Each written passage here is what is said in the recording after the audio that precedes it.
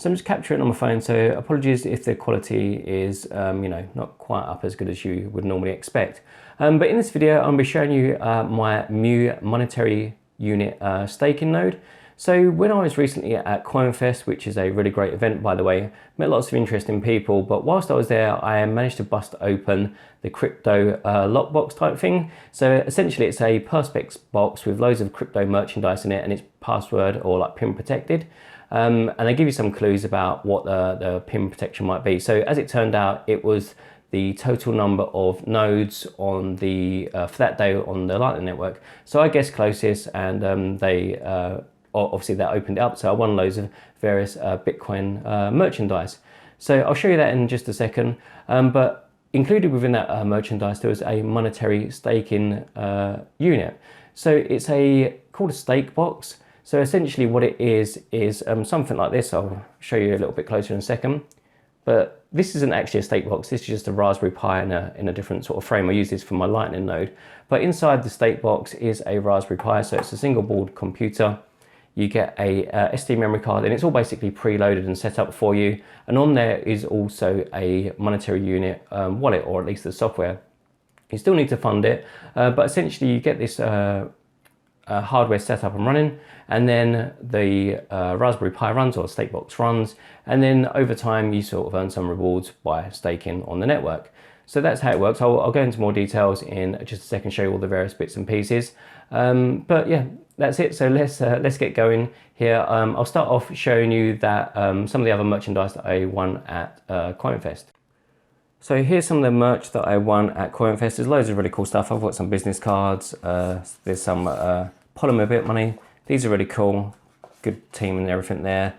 Key rings, badges, stickers. Oh, these are quite interesting. It's worth pointing these out to you just very quickly. $50 million. So these were given out by a guy that runs the TripKey website. And it's just interesting to see, because this is what we're trying to kind of get away from, fiat currency. And this is interesting because it's not only the ridiculous value of it, $50 million, but it also has an expiry date. So on or before 30th of June 2008. So, you know, fiat paper money with an expiry date. So there's lessons to be learned here. If you're not financially responsible, or at least the central bank is not financially responsible, you end up with hyperinflation, and basically your money is worthless. So there's all sorts of other bits. We've got a giant coin there, open dime. There was this moon bit. This is really cool. I'll probably show you a bit more about this stuff maybe another time. These little bits, they've got these like little lollipop sticks, and you kind of get points depending on what's on there.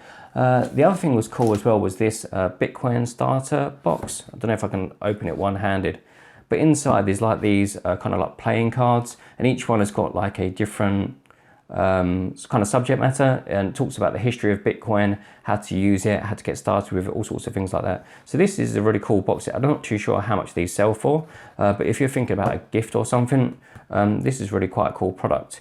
There's also, I've got some cryptos socks. I met the guy there.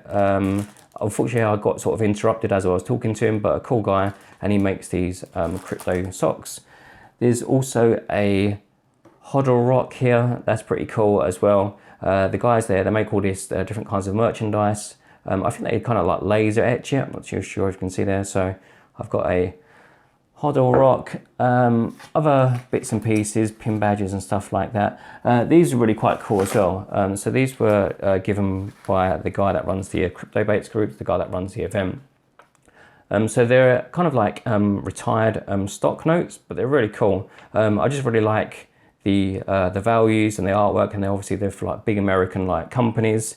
But yeah, they're just really cool. They don't really have any significant value really of like a novelty or like a collector sort of pieces, but there's loads of them, and there's ones for like Edison Stock Company and all sorts of things like that. But yeah, I really like this. I like the artwork and the details that goes into it. They just, you know, done a really good job of kind of creating these things. So that's some of the bits and pieces that I picked up from actually these bits, they're sort of tucked in the background. I didn't get these from Coinfest. I'll do another video on those another day. But anyway, I've completely gone off topic there. Just wanted to show you a couple of those bits. Now let's get back to the staking node. Okay, so we're currently under my desk. I know it's super exciting, but hopefully the light and everything is good enough.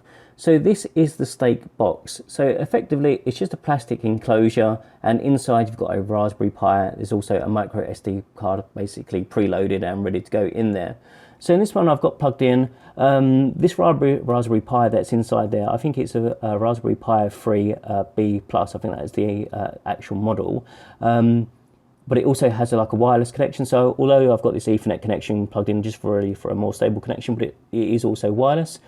Here we have the power. It just basically has a micro USB connector for the power. This is a HDMI connector, and over here we have a USB dongle for the keyboard and mouse. So really you don't need any of this, really you only need power. The other cables you can kind of just cut out. But that's essentially it there. So as I was showing you in that other box, which is over here, essentially it's the same hardware that's inside. This one I used for my Lightning node, but essentially it's the same hardware inside, and this one is, yeah, a Raspberry Pi 3, it's the B+. I'm pretty sure that's the same one that's in the staking box.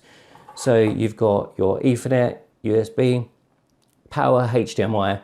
There's also a like headphone jack, and then on the reverse side you can see just where you put in your micro SD card. This one kind of came as a package, so you get some extra heat sinks and stuff as well, although it's pretty low power. They use about between, I think it's about 6 and up to maybe as much as about 10 watts, something like that. So really low power, good to keep on all the time, run in the background, good for little computers, staking nodes and all that kind of business. Now let's take a look at the kind of the software side of things. So I'll just show you on screen a few of the different details about it. I'm sorry you see most of my reflection and everything there rather than the screen, just because it's obviously lighter behind me. But you get the general idea. So on CoinMarketCap, you can just see the current sort of trading price. So basically it's 1.5 cents each for each monetary unit.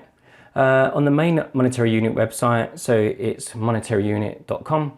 Go and check them out. It's got all the details regarding staking and the rewards and all that sort of stuff.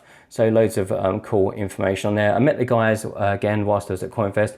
Cool guys, cool team. They've been working on this for basically 5 years. The only thing that is you know, a bit disappointing to me and probably for you guys is that it's a POS coin. So there's no mining of it. It's only really done by masternodes and staking. But anyway, let's take a look at the StakeBox as it's running. Okay, so if I just have a reach kind of under here, I've got a little HDMI splitter. So we should be able to just swap the screen over. And okay, so now this is the Raspberry Pi or the StakeBox itself. So I've got the keyboard and mouse plugged in, just these wireless ones, which is obviously helpful. So here we've got the Monetary Unit wallet running. So it's already pre-installed when you get started, or you can download it yourself if you want. And then all you need to do is you kind of run the wallet configuration for the first time. Basically starts you up with a brand new fresh wallet, and you can password protect it, encrypt it, etc. So this is the Monetary Unit wallet here. So just talking a little bit about staking. Again, I'm sorry about the picture quality and everything, just because it's easier for me to kind of capture this stuff. So you can see at the bottom, I just did it was basically a 99 or 100 MUE transaction less the fee as a test transaction. Then I deposited the main amount, which is 4851. So I was depositing around about 5,000 at a time. So in US dollars, that was roughly around about just over $100. So to put $100 in MUE onto this wallet, just to kind of see what the staking rewards would be like. And then you can see from that date onwards, so we started on the 9th of April, and then we got our first kind of staking reward on the 10th of 17.99. This one here was an orphan block, so that one didn't complete through there. And then again on the 13th, the 16th, the 20th, the 23rd, and the 25th, roughly all about 18 MUE each. So we already know the price is 1.5 cents. So obviously it's not huge amounts of money, but it is coming through on a fairly sort of regular basis. The node itself is very easy to run. Basically just leave it running in the background, and that, you know, off it goes. It doesn't use hardly any power, so it's quite cool. With the StakeBox, they install the Raspberry Pi software. Basically it's like a custom version of like Linux. You can even install your own sort of versions as well. And that's it. It's basically up and running. Like I say, you don't need all the extra cables and stuff, and I just use it just obviously so I can share it with you and pop in and check on it and things like that from time to time. but that is the MonetaryUnit StakeBox up and running. How it works, you can also add additional wallets and stuff. I think you can probably add maybe up to 3 different wallets. You can see up on the top right hand side like the CPU usage and stuff like that. It doesn't really use hardly any CPU at all. You can also use it as like a separate computer if you wanted to, if you wanted like a small separate computer, although it is a little bit slow, but you can use it for like web browsing and things like that. Trying to give you an example, it's taken a little while to open up. So yeah, we've got the Chrome, so you can go on like YouTube or whatever you like.